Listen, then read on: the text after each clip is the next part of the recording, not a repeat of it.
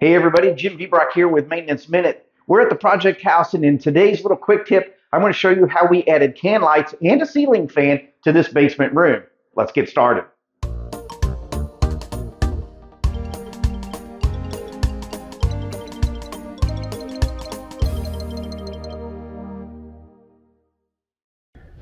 Okay, here's our quick project for today. We're in a basement bedroom. Now it does have some natural light, which is really good, but when you come in here and flip on the switch, the only thing that happens is that an outlet is turned on. So in order for you to have light in this room at night, you would have to have a lamp on a nightstand or something.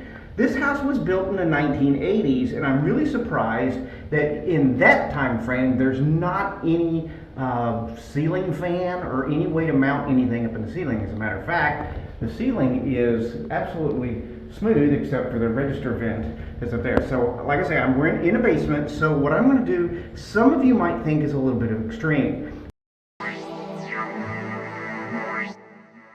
So I have to figure out how to get wiring to my new fixtures. So I'm going to put these can lights in the corners, and I'm going to put a ceiling fan in the center of this room. So in order to do that, I'm going to have to drill through the floor joist.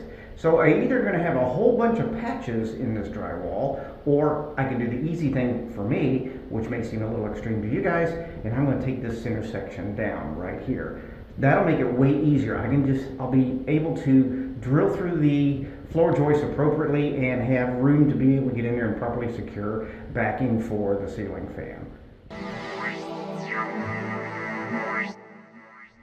Okay, it's a few days later, and you can see we have successfully removed the drywall. There's nothing above it. There's no insulation or anything that's going to fall down in your face like it would be if we were upstairs on the main floor. All of the blown insulation would fall down in our face. We have the same problem up there, but we're going to attack it from in the attic. So down here in the basement, this made this really easy. We took this piece of drywall down. It makes it easy because all of the seams I got to fix is just this little 4-foot strip on the one end here. The rest of it is still intact, so it'll be real easy to patch this. All we got to do is fix the seams.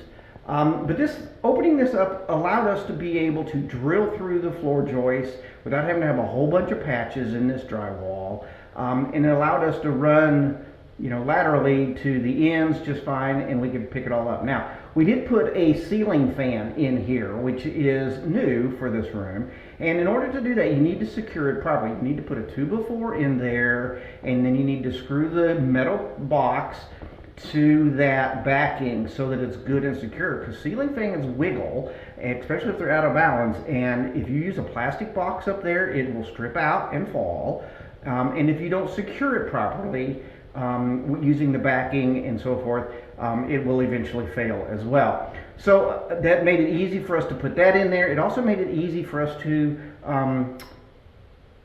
chase the line over to the switch and hook it in. So this is all now switched when you walk in this room. Way better upgrade than what we had before.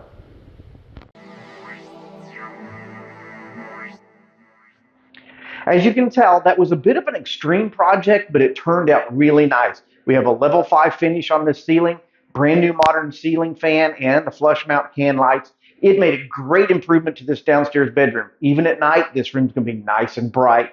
We have a lot more projects with this house, so let's go do another one. Are you interested in woodworking or home repair?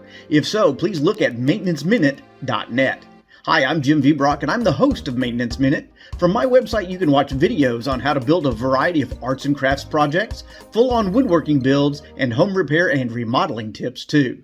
We recently added an archive section where you can see over 40 years of projects that I have built. Please take a moment and visit maintenanceminute.net.